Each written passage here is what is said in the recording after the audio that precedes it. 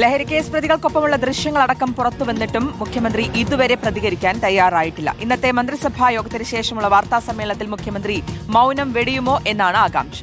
അതേസമയം കടുത്ത പ്രതിഷേധത്തിന് ഒരുങ്ങുകയാണ് പ്രതിപക്ഷം. നാളെ പറവൂരിലെ മുഖ്യമന്ത്രിയുടെ ഓഫീസിലേക്ക് ഡിവൈഎഫ്ഐ മാർച്ച് നടത്തും. ടി വി പ്രസാദ് നമുക്കൊപ്പം തുടരുകയാണ്. പ്രസാദെ, മറുപടി പറയാതിരിക്കാൻ കഴിയില്ല, അങ്ങനെ ഒഴിഞ്ഞുമാറി പോകാനും കഴിയില്ല. ഇന്നലെ മാധ്യമങ്ങളെ അടുപ്പിക്കുന്നുണ്ടായിരുന്നില്ല മുഖ്യമന്ത്രി. ഈ വിഷയം ചോദിക്കുമെന്നുള്ളത് തന്നെയാണ് അദ്ദേഹത്തിൻ്റെ ഭയം എന്നുള്ളത് വ്യക്തം. കാരണം ഇത് ഏതെങ്കിലും സ്ഥലത്ത് പെട്ടെന്ന് കണ്ടപ്പോൾ ആകാംക്ഷയോടുകൂടി എടുത്തൊരു ഫോട്ടോ അല്ല.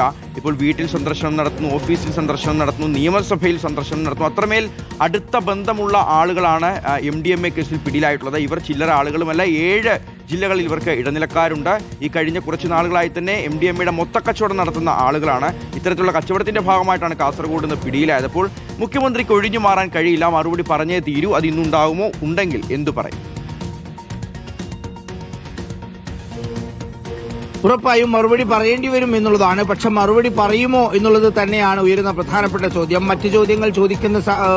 മറ്റ് ചോദ്യങ്ങളോട് കാണിക്കുന്നത് പോലെ തന്നെ വേറെ എന്തെങ്കിലും വിഷയങ്ങൾ പറയാനുണ്ടോ എന്ന് ചോദിച്ച് ഒഴിവാക്കാനായിരിക്കും സാധ്യത. കാരണം അതിൽ കൂടുതൽ വിശദീകരിക്കാൻ കഴിയില്ലല്ലോ. നമുക്ക് നേരത്തെ അറിയാവുന്നതുപോലെ ഇവിടെ സോളാർ കേസ് എന്നൊരു കേസ് വരുന്ന സമയത്ത് ആ സമയത്ത് പ്രധാനമായും ഉയർത്തിക്കാട്ടിയ ഒരേ ഒരു തെളിവ് അന്ന് കാണിക്കാനുണ്ടായിരുന്നത് അന്നത്തെ മുഖ്യമന്ത്രി ഉമ്മൻചാണ്ടിയുടെ പിറകിൽ നിൽക്കുന്ന സരിതയാണ്. അങ്ങനെ നിൽക്കുന്ന ഒരു ചിത്രം മാത്രമാണ് ഉണ്ടായത്. അതാണ് അടുപ്പത്തിന്റെ കാരണമായി അന്ന് പറഞ്ഞതെങ്കിൽ ഇന്ന് മുഖ്യമന്ത്രി VD സതീശനുമായി ഏറ്റവും അടുപ്പം തോന്നിക്കുന്ന രീതിയിൽ VD സതീശൻ ഹുസൈന്റെ വീട്ടിലേക്ക് പോകുന്നു. ഹുസൈന് VD സതീശനുള്ള സ്ഥലങ്ങളിലേക്കെല്ലാം, അത് മുഖ്യമന്ത്രി ആയതിനു ശേഷം മാത്രമല്ല, ഷിഹാസ് നേരത്തെ പ്രതിപക്ഷ നേതാവായിരുന്ന സമയത്ത് നിയമസഭയ്ക്കകത്ത് പ്രതിപക്ഷ നേതാവിന്റെ മുറിയിൽ ഉൾപ്പെടെ ഈ ഹുസൈൻ ഉണ്ടായിരുന്നു എന്നുള്ളതാണ്.